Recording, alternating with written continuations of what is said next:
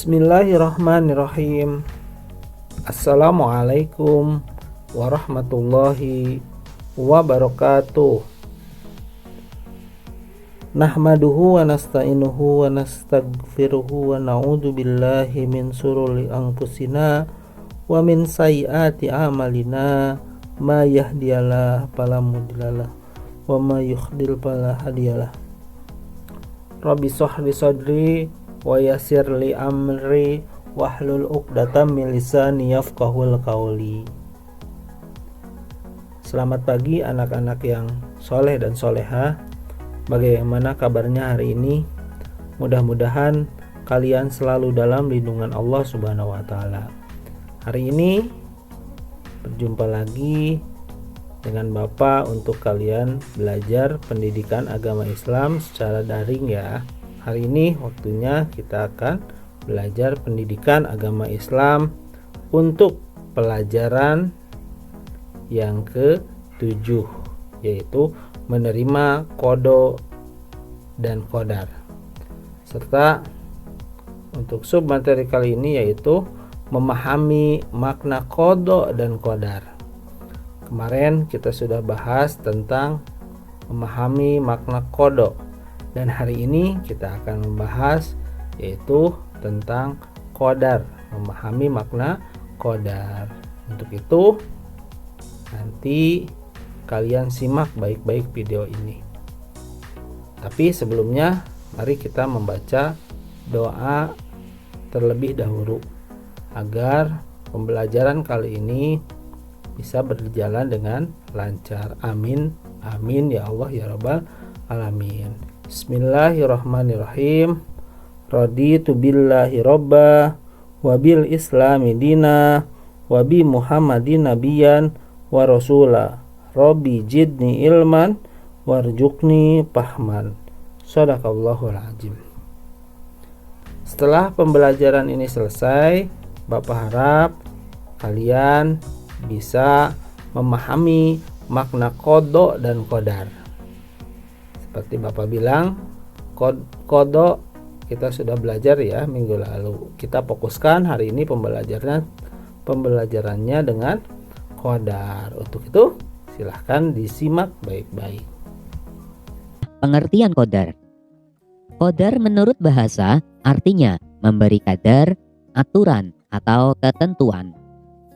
Sedangkan menurut istilah, qadar adalah segala ketentuan atau keputusan yang telah berlaku terhadap semua makhluknya. Anak-anak, qadar itu berbeda dengan qada. Kalau qada itu kan tidak dapat dirubah, sedangkan qadar dapat dirubah dengan usaha atau ikhtiar oleh manusia itu sendiri untuk memenuhi kebutuhannya. Allah Subhanahu wa taala berfirman dalam surat Ar-Ra'd ayat 11. Bismillahirrahmanirrahim. Innallaha la yughayyiru ma biqaumin hatta yughayyiru ma bi anfusihim. Shadaqallahul azim. Artinya, sesungguhnya Allah tidak akan mengubah keadaan suatu kaum sebelum mereka mengubah keadaannya sendiri. Ayat di atas menjelaskan bahwa setiap manusia wajib berusaha untuk mengubah nasibnya diri sendiri. Jika kita sudah berusaha akan tetapi belum terwujud, maka kita tidak boleh menyerah dan harus berusaha lebih maksimal lagi. Karena keberhasilan usaha bergantung pada gigih atau tidaknya usaha kita. Nah, berdasarkan pengertian-pengertian di atas, dapat diambil kesimpulan bahwa pengertian iman kepada qada dan qadar adalah percaya dan meyakini dengan sepenuh hati bahwa Allah Subhanahu wa taala sudah menentukan segala sesuatu bagi makhluknya. Dan segala sesuatu yang terjadi pada diri makhluknya adalah ketentuan dan takdir dari Allah Subhanahu wa Ta'ala. Anak-anak, apakah qada ada hubungannya dengan qadar? Ya, tentu ada. Qada adalah rencana Allah kepada makhluknya sejak zaman azali. Sedangkan qadar adalah hasil ketetapan dari rencana Allah Subhanahu wa Ta'ala. Jadi, hubungan antara qada dan qadar merupakan hubungan yang tidak dapat dipisahkan dalam kehidupan sehari-hari. Nah, hubungan qada dan qadar itulah yang disebut dengan takdir. Takdir dibagi menjadi dua macam, yaitu takdir mu'alaq dan takdir mubrom.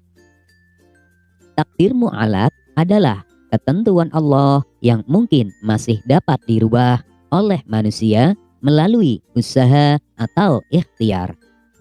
Misalnya, bodoh menjadi pintar. Orang yang bodoh dapat dirubah menjadi pandai. Dengan cara apa? Ya, dengan cara rajin belajar. Jadi, sangat kecil kemungkinannya jika ingin pandai tapi malas belajar. Contoh selanjutnya, miskin menjadi kaya. Untuk menjadi kaya, kita harus bekerja keras dan hidup hemat. Karena tidak mungkin kekayaan itu akan datang sendiri tanpa kita tidak melakukan usaha apapun. Untuk itu, jika kalian ingin menjadi orang yang kaya, maka bekerja keraslah semaksimal mungkin dan jangan lupa berdoa kepada Allah Subhanahu wa Ta'ala. Karena usaha harus disertai dengan doa. Sakit menjadi sehat. Orang yang sakit dapat menjadi sehat dengan cara berobat atau menjaga kebersihan. Namun sebaliknya, jika kalian ingin memiliki tubuh yang sehat, akan tetapi tidak mau menjaga kebersihan lingkungan maupun badan, maka tidak mungkin kamu akan menjadi sehat.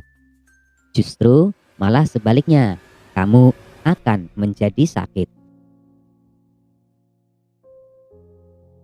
Takdir mubram. Takdir mubram adalah ketentuan Allah yang pasti berlaku pada diri manusia dan tidak dapat dirubahnya.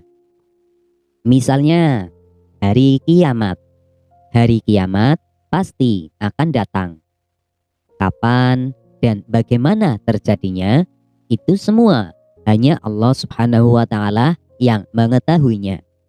Karena itu sudah direncanakan oleh Allah Subhanahu wa Ta'ala.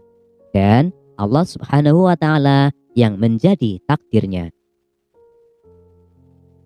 Matahari terbit dari timur dan tenggelam di barat. Matahari terbit dari timur dan tenggelam di barat, itu semua adalah rencana dari Allah Subhanahu wa Ta'ala. Dan itu sudah menjadi ketetapan yang sudah kita ketahui. Bahwasanya matahari terbit dari sebelah timur, tenggelam di sebelah barat. Contoh selanjutnya adalah kematian. Kematian seseorang sudah ditentukan oleh Allah Subhanahu wa Ta'ala. Kapan, di mana, dan sedang apa seseorang itu mati, itu semua sudah direncanakan oleh Allah Subhanahu wa Ta'ala sejak zaman azali. Jadi, siapkanlah diri kita dengan memperbanyak amal solih, karena hanya amal kitalah yang akan menjadi bekal kalau kita sudah meninggal. Nah, bagaimana? Itu tadi video pembelajaran tentang qadar, ya. Nah, setelah pembelajarannya, sekarang kita masuk kepada tugas yang harus kalian kerjakan untuk hari ini. Adapun tugasnya ada 5. Yang pertama yaitu jelaskan pengertian qadar. Pasti sudah tahu. Yang kedua, jelaskan pengertian takdir mubrom. Yang ketiga, sebutkan perbedaan antara qada dan qadar. Dan yang keempat, sebutkan 2 contoh takdir mu'alak. Dan yang terakhir, apa arti dari ayat berikut ini? Innallaha la yughayyiru ma biqaumin hatta yughayyiru ma bi anfusihim. Tulis artinya ya. Mungkin untuk tugas kali ini Bapak cukupkan sampai di sini ya, hanya 5. Dan mudah-mudahan tugasnya kalian kerjakan dengan baik. Akhirul kalam, wabillahi taufiq wal hidayah. Wassalamualaikum warahmatullahi wabarakatuh.